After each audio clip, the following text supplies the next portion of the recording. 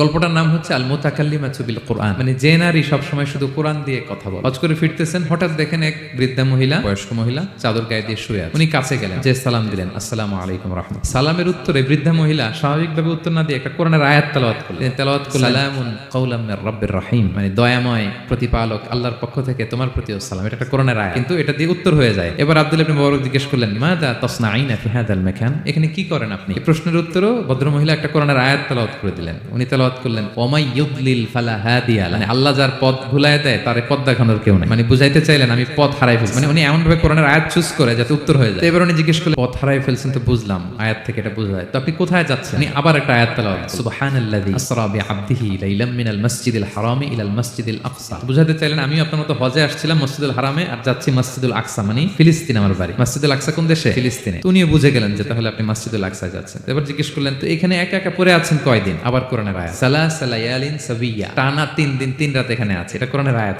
আবার জিজ্ঞেস করলেন উনি, একা যে পড়ে আছেন আবার 3 দিন, তো আপনি খাচ্ছেন কি, বেঁচে আছেন কিভাবে? ভদ্রমহিলা আবার একটা আয়াত তেলাওয়াত করেন। তিনি পড়লেন, হুয়া ইউতঈমুনি ওয়া ইউসকিন, ইব্রাহিম আলাইহিস সালামের কথা, যে ওই আল্লাহ তাআলাই আমারে খাওয়ায়, আল্লাহই আমাকে পান করায়। এইবার উনি অবাক হচ্ছেন, আমি এত বড় মুহাদ্দিস আব্দুল্লাহ ইবনে মুবারক ইমাম বুখারীর উস্তাদ, আমি স্বাভাবিকভাবে কথা বলি আর যাই প্রশ্ন করি একটা আয়াত তেলাওয়াত করে দেয় আর ওটা দিয়ে উত্তর হয়ে যায়। কি মহিলার সন্ধান পেলাম? তো উনি বলতেছে, 3 দিন যে এখানে আছেন মরুভূমির বালুর মধ্যে, ওযু করেন কিভাবে? উনি আবার একটা আয়াত তেলাওয়াত করলেন, ফা ইন লাম তাজিদু মাআন ফাতায়াম্মামু সাঈদান তাইয়িবা, আল্লাহ আয়াতে বলেছেন যদি তোমরা পানি না পাও পবিত্র মাটি দিয়ে তায়াম্মুম করে নিও। তো বুঝাতে চাইলেন পানি নাই তো কি হইছে, বালু তো আছে, আমি তায়াম্মুম করে নাও।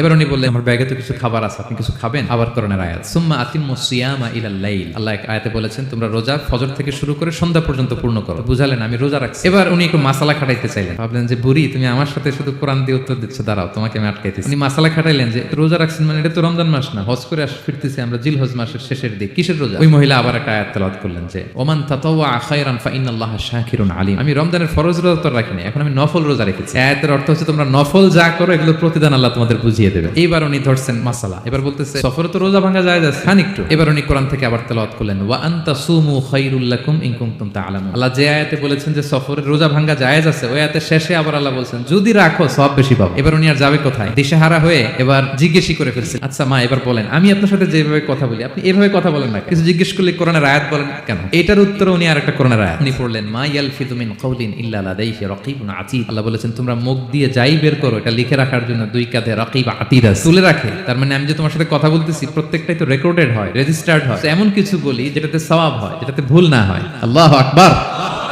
কি পুরো ঘটনাটা শুনবেন? হ্যাঁ শেষ করবো ঘটনাটা? আচ্ছা।